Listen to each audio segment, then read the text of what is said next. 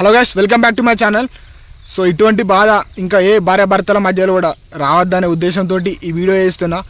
So ఇది ఎక్కడ జరిగిందంటే కామారెడ్డి పట్టణం గోసంగి అనే కాలనీలో ఇది జరిగింది. సో అసలు ఎట్లా జరిగిందని చెప్పేసి చూసుకున్నట్టయితే, సో వీళ్ళ ఇంటి పేరు వచ్చేసి కోదండం శివాజీ అట. సో వీళ్ళ భార్య పేరు వచ్చేసి లక్ష్మి. సో ఈమె అయితే ఇళ్ళల్లో పని చేస్తుంటుందట. సో ఈయన అయితే పాత సామాను అమ్ముతూ ఇట్లా వ్యాపారం చేస్తుంటాడట. సో అయితే అనుకోకుండా వీరిద్దరి మధ్యలో గొడవ వచ్చిందట. అది ఏం గొడవ అంటే, సో అతనైతే నైటు చికెన్ మాంసాహారం తెచ్చిండట. సో చికెన్ మటన్ సంథింగ్ ఏదో తీసుకొచ్చిండు. సో తీసుకొచ్చి ఈమెకి ఇచ్చిండట, వండమని చెప్పేసి ఇచ్చిండట.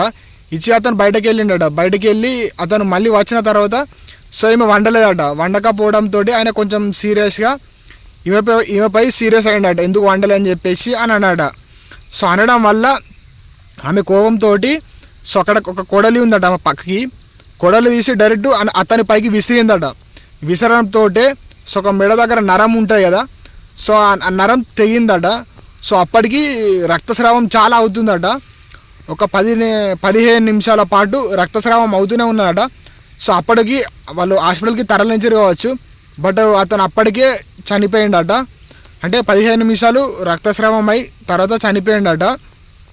సో అంటే దీన్ని బట్టి నేను ఏం చెప్తా అంటే, సో మీకు భార్యాభర్తల మధ్య ఖచ్చితంగా గొడవలు వస్తాయి, బట్ ఆ గొడవలతోటి సో మీ క్షణిక ఆవేశాలను తీసుకోకండి.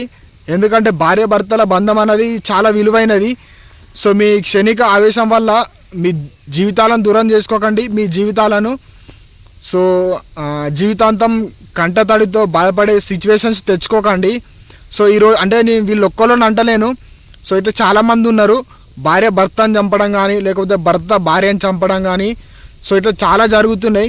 లేకపోతే వేరే పర్సన్ తోటి ఎఫ్ఐఆర్ పెట్టుకొని సో భర్తను చంపుతున్నారు, లేకపోతే భర్త వేరే పర్సన్ పెట్టుకొని భార్యను చంపుతున్నారు.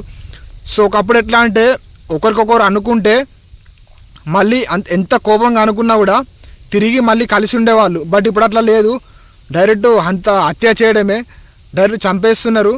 సో అట్లా చేయకండి ప్లీజ్. ఒకవేళ మీకు అంత పెద్ద గొడవ వస్తే డైరెక్టు సో డివర్స్ తీసుకోండి, తప్పేం లేదు. కానీ కాకపోతే సో మనిషి ప్రాణం పోతే మళ్ళీ తిరిగి రాదు కాబట్టి కొంచెం ఆలోచించండి.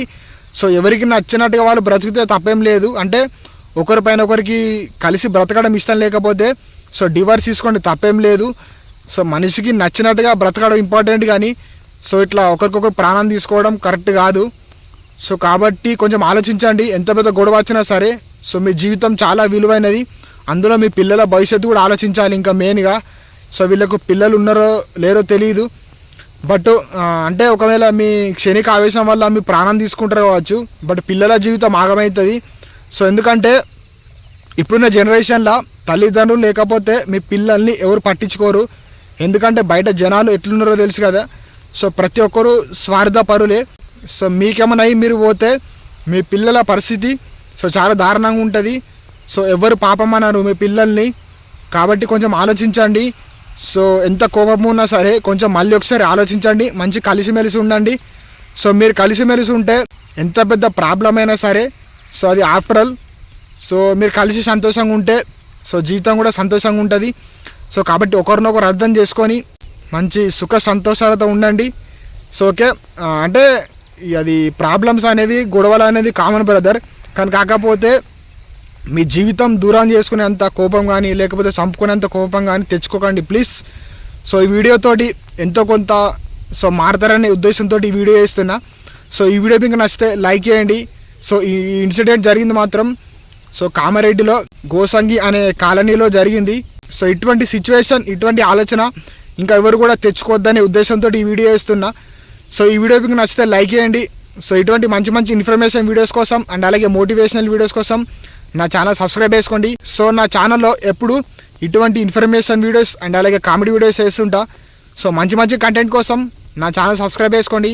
మరి మళ్ళీ కొత్త వీడియోతో మీ ముందుకు వస్తా. Thanks for watching.